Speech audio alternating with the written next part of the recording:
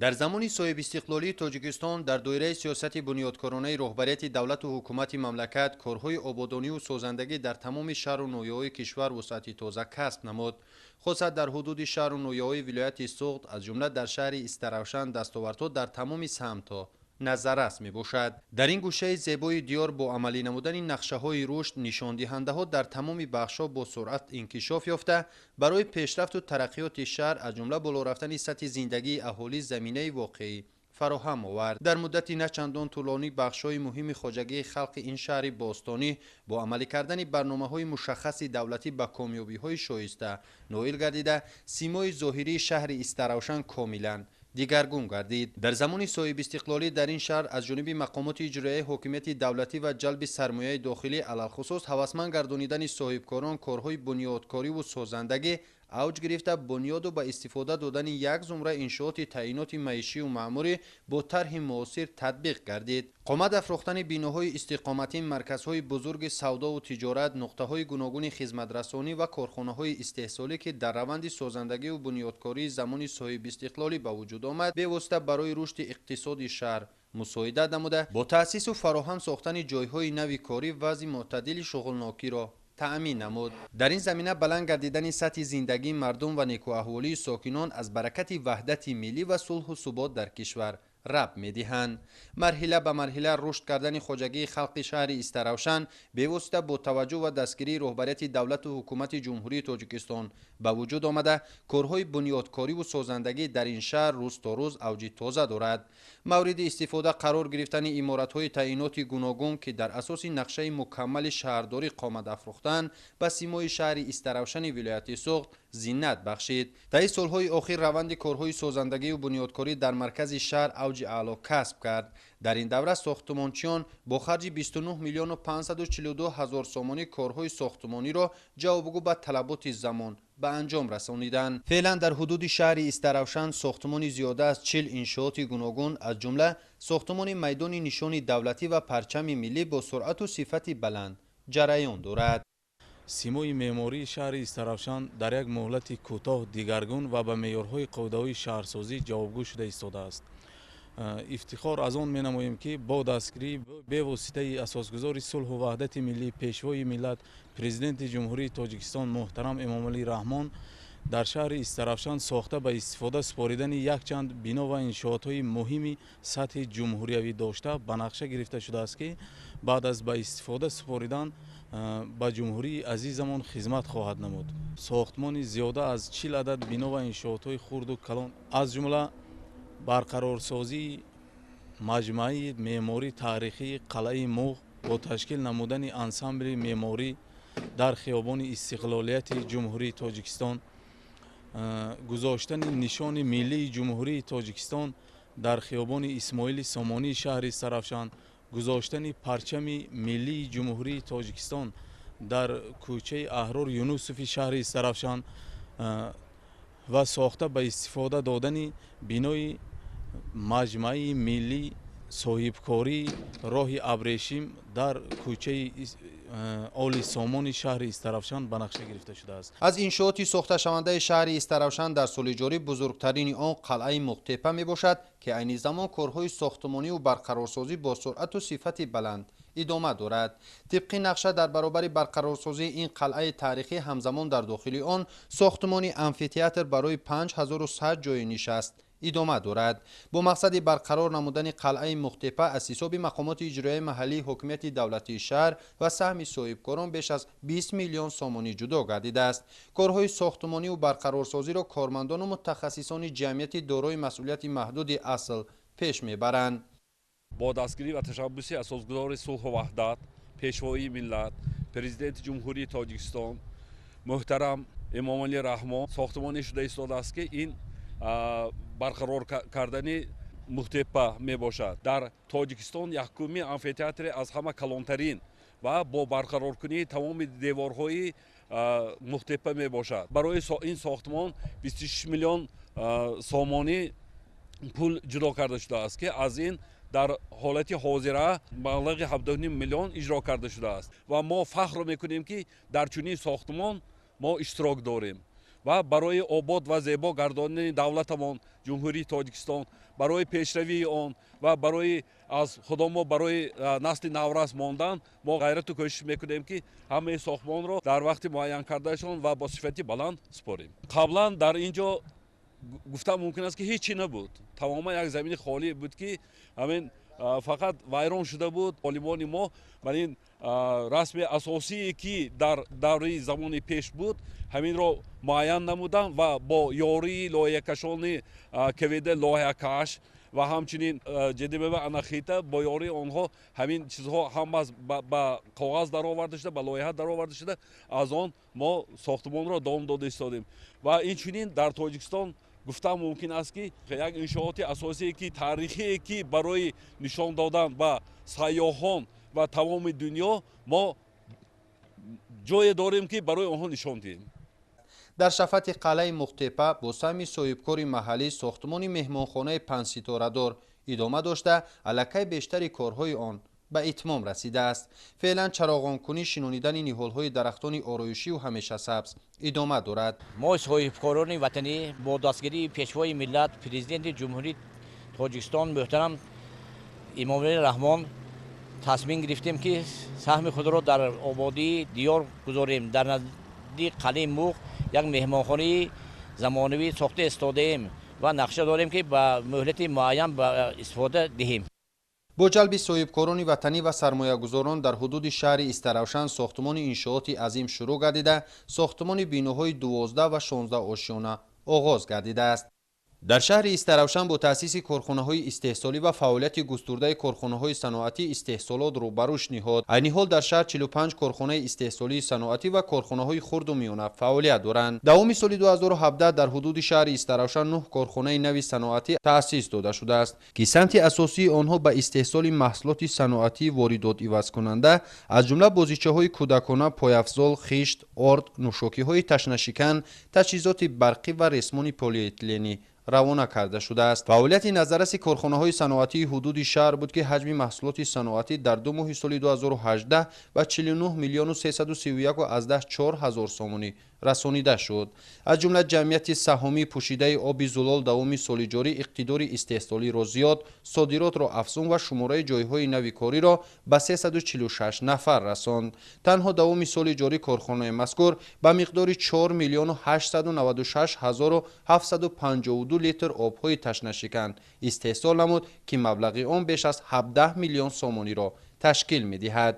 натиҷаи чунин муваффақиятҳоро кормандони ин корхона дар дастрасӣ доштан бо технологияи муосири соҳа маънидод мекунанд. ҷамъияти саҳомии пӯшидаи МК Баракат низ истеҳсоли ордро ба роҳ монда иқтидори истеҳсолиро дар як шабона рӯз ба 100 тонна расонидааст. феълан дар ин корхона 35 нафар сокини маҳаллӣ бо ҷои кори доимиву маоши хуб таъмин мебошанд. корхона бо дастгоҳҳои муосир муҷаҳҳаз буда, кормандони корхона кӯшишбарон доранд ки дар баробари таъмини ниёзи сокинони шаҳр бо ин маводи ғизоӣ ҳамчунин фурӯши онро дар дигар шаҳру ноҳияҳои мамлакат ба роҳ монанд. корхонаи мо бо истеҳсоли коркарди гандум ва истеҳсоли орди навъҳои якум ва дуюм машғул мебошад. инчунин истеҳсоли гандуммайда ва сабуз барои чорво. иқтидори истеҳсоли корхонаи мо дар як шабонарӯз 100 тоннаро ташкил медиҳад. барои обод намудани дастархони мардуми шаҳри Истаравшан ва мардуми ҷумҳурии Тоҷикистон саҳми арзандаи худро гузошта истодааст. ҷиҳати амалӣ кардани нақшаҳо дар самти таъсиси корхонаҳои саноатӣ тадбирҳои муҳим амалӣ гардида, дар заминаи он аз ҷониби мақомоти иҷроияи ҳокимияти давлатӣ нақшачорабиниҳо таҳризӣ гардида, коргоҳҳои нави истеҳсолӣ ва ҷойҳои нави корӣ рӯи кор омад. ҷамъияти дорои масъулияти маҳдуди Адл дар шаҳри Истаравшан корхонае мебошад ки ба истеҳсоли бозичаҳои кӯдакона аз ҷумла 7 намуди дучарха машғул аст. айни замон маҳсулоте истеҳсол карда мешавад ки қаблан аз хориҷи кишвар ворид мегардид. корхонаи мазкур имрӯз яке аз таъминкунандагони бозори дохилӣ дар самти бозичаҳои кӯдакона маҳсуб меёбад. аз шумораи 56 нафар кормандони корхонаи Адл бештари онҳоро занону духтарон ташкил медиҳанд ки қаблан хонашин буданд.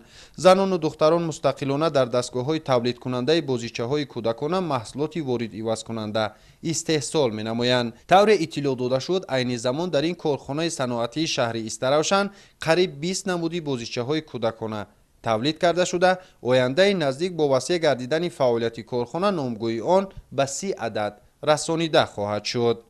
بازیچه‌های بچگان ماشینچه میگوییم، فوتونچه کلیاسکه میگوییم، خدمناک راهپیما میگوییم، هر گونه 4 نمودی سه چرخه‌ای بچگان میبروریم. 3 نمود از گهواره استحصال مینماییم که آنها به نهایت محصولات هم صفتش بلند، هم ارزان و هم هنگام کودک رو چی کردن خواباندن کودک یک کیفیتی مخصوصا خودش به قید میکند. پیش همین نمودهای محصولات بچگانی که ما استحصال می‌کنیم حقانه از خارج کشور وارد میشود.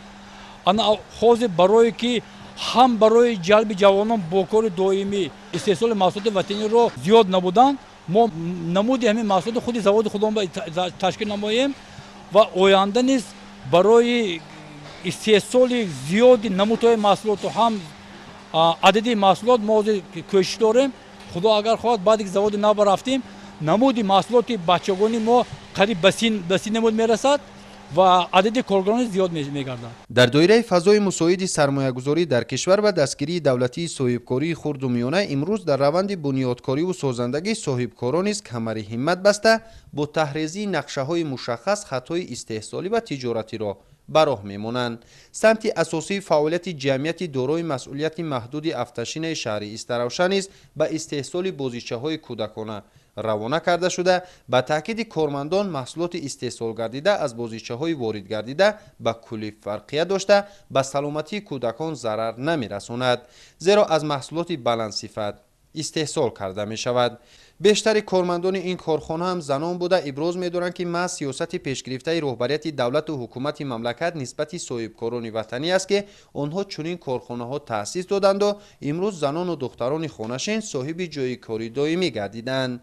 در شهر با تأسیس چنین کارخانه‌های صنعتی و استفاده اقتدارهای بازایستاده زیاده از 2000 جای نوی کاری تأسیس داده شد. در این مدت به مبلغ 327,000 محصولات استحصال کردیم که این 28,000 عدد بازیچه‌های بچگانه می باشد. اول در حال داریم نقشه‌های بسیار داریم. از آن منم در محله یکم و یک کارگران مقدار کارگران 10 نفر بود 20 نفر شد به 30 نفر عدد میرسونیم. حاضر 10 نمود بازیچه استحصال در آینده حرکت میکنیم که با بسیارتر استحصالی رو براه مونیم. اشیایی که ما میگیریم اشیای اعلی‌صفت از جمهوری قزاقستان از روسیه میگیریم، محصولاتش هم بسیار اعلی‌صفت میگیرد بازیچه‌ها. سالهای اخیر دولت و حکومت جمهوری تاجیکستان به رشد ساحه صاحبکاری خرد و میانه و تشکیل کارخانه‌های خرد و بزرگ دقت جدی روانه کرده در این سمت فعالیت علاقه به نتیجه‌های نظررس نائل گشته است. عموما دستاوردها در تمام بخش‌های شهر نظررس میباشند. مثلا در ساحه معارف در شهر استراوشن با جلب بودجه محلی و دستگیری صاحبکاران و اهالی نتیجه ها نظررس است. عین حال در حدود شهر بیش از 70 مؤسسه تعلیمی فعالیت دارد.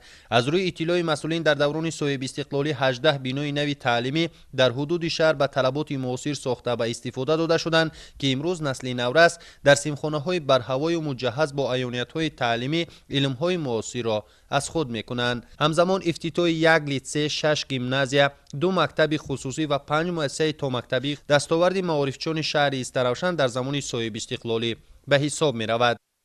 ما خوانندگان گیمنازی رقم 1 به نام اکادمی احرار مختارف شهری استراوشن منتداری خود را به جناب عالی اساسگزار صلح و وحدت ملی پرزیدنت جمهوری تاجیکستان امام علی رحمان بیان می سازیم، زیرا برای خواندن خوب و اعلی به ما شرایط‌های زیرین را فراهم نموده اند.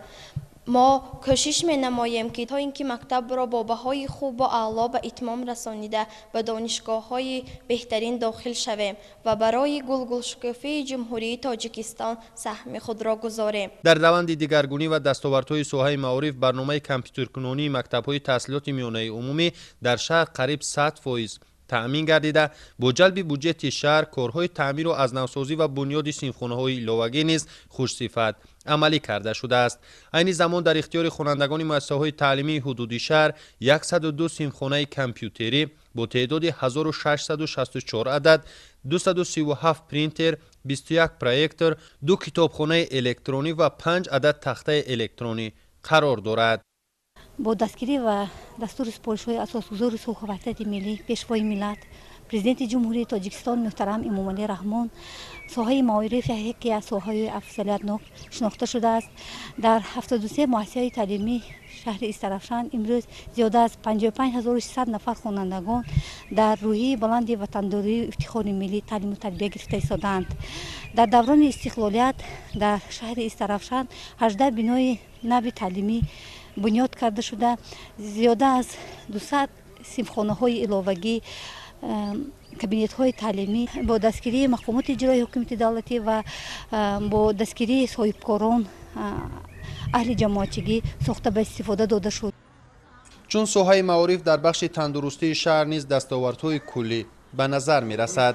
дар ин давра дар баробари таъмиру тармими муассисаҳои тандурустӣ ҳамчунин дар раванди ислоҳоти соҳавӣ бо техника ва лавозимоти пешқадами тиббӣ таъмин шуданду имрӯз мушкилтарин амалиёти ҷарроҳиро мутахассисони соҳа дар худи шаҳр анҷом медиҳанд. тавре иттилоъ дода шуд, бо маблағгузории мақомоти иҷроияи ҳокимияти давлатии вилояти Суғ бинои нотамоми назди таваллудхонаи шаҳр ба маблағи 1.6 миллион сомонӣ пурра сохта ба истифода дода шуд. айни ҳол дар ин бинои наву замонавӣ 4 шуъба: шуъбаи эҳёи бачагона, ҷарроҳии бачагона, эндокринология ва шуъбаи бемориҳои чашм фаъолият доранд. дар ин замина боми шуъбаи осебшиносии гӯшу гулӯю бинӣ, бемориҳои чашм, наҷот ва амрози дарунӣ низ бо маблағи 300 000 сомонӣ иваз карда шуд. ҳамчунин дар деҳаҳои Сурхӣ, Тагоб, Ниҷонӣ ва Равғангарон бунгоҳҳои тиббӣ сохта ба истифода дода шуда, 3 маркази саломатии деҳаҳои Якабоғ, Ободӣ ва Вогад навсозӣ гардида, 2 маркази саломатӣ дар деҳаҳои Тошбек ва Уялӣ сохта ба истифода дода шуд. бунгоҳҳои тиббӣ ва марказҳои саломатӣ бо дастгоҳу таҷҳизоти зарурии тиббӣ муҷаҳҳаз гардонида шуданд. дар соли 2018 якчанд шӯъбаҳои беморхона аз таъмири кул бароварда шуд, ба монанди шӯъбаи таваллудхона ки аз 3 ошона иборат мебошад, инчунин тамоми шӯъбаҳои бачагона ки аз 4 шӯъба иборат мебошад, дар бинои алоҳида ҷойгир буда, ҳамаи онҳо дар соли 2014 ба истифода дода шуданд ва ҳоло дар ҳолати хуб мебошад. инчунин дар соли гузашта ва 2 моҳи соли равон шӯъбаҳои урологӣ пур аз таъмири кул бароварда шуд. инчунин шӯъбаи асабшиносии беморхонаи марказии шаҳри Истарафшан ки бо кӯмаки мақомоти иҷроии ҳокимияти давлатии шаҳри Истарафшан ба маблағи 375 000 сомонӣ аз таъмири кул бароварда шуда, ҳоло дар давоми 1 моҳ мешавад ки пурра ба истифода дода шудааст ва ҳоло дар як бас 50 бемор қабул карда мешавад. бояд қайд кард ки дар соли гузашта дар беморхонаи марказии шаҳри Истарафшан ба маблағи 497 000 сомонӣ аз ҳисоби суратҳисобҳои махсуси беморхона асбобу дастгоҳҳои тиббӣ гирифта шуд. баланд бардоштани маърифати сиёсию фарҳангии ҷавонон ва истифода аз нерӯи зеҳнии онҳо дар пешбурди бахшҳои гуногун нақши босазое дорад. бо назардошти ин ҷиҳати ба даст овардани натиҷаҳои мусбат ҳамчун насли ояндасоз ба ҷавонон таваҷҷӯҳи хоса зоҳир мегардад. ин аст ки дар шаҳри Истарафшан низ бо роҳи рушди соҳаи варзиш барои тарбияи ҷисмонии ҷавонон тадбирҳои зарурӣ андешида мешаванд. феълан дар шаҳри Истарафшан 180 иншооти варзишӣ аз ҷумла 51 толор, 129 майдон ва майдончаҳои варзишӣ, 5 ҳавзи шиноварӣ, 3 варзишгоҳ бо ҷойи нишаст, 4 маркази фитнес ва 2 адад маҷмӯаи варзишӣ амал менамояд ки бештари онҳо маҳз дар даврони соҳибистиқлолӣ сохта ба истифода дода шуданд. ҳамзамон дар ҳудуди шаҳри Истарафшан давоми 2 соли охир бо дастгирии мақомоти иҷроияи маҳаллии ҳокимияти давлатӣ ва саҳми соҳибкорон 21 майдону толорҳои варзишии замонавӣ барои ҷавонон сохта ба истифода дода шуд ки боз ҳам барои машғул шудани ҷавонон ба варзиш шароити мусоид фароҳам овард. фаъолияти назараси ин толору маҷмӯаҳои варзишӣ буд ки танҳо дар давоми соли 2017 варзишгарони шаҳри Истарафшан соҳиби 336 медали тилло, 338 медали нуқра ва 553 медали биринҷӣ гардиданд. сокинони шаҳри Истарафшан дар фазои комили сулҳу осоиштагӣ ҳамвора заҳмат кашида дар пешбурди иқтисоди минтақа, ободию пешрафти ин гӯшаи Тоҷикистон саҳми назаррас мегузоранд. дар маҷмӯъ дар ҳудуди шаҳр дар тамоми бахшҳо камёбиҳо назаррас буда, дар роҳи боло бурдани иқтисоди маҳал ва тадбирҳои беҳдошти сатҳи зиндагии мардум корҳои мушаххас амалӣ мешаванд. абдулҳамиди назир, маъруфи Абдулло, аҳтами Султон, шаҳри Истарафшан.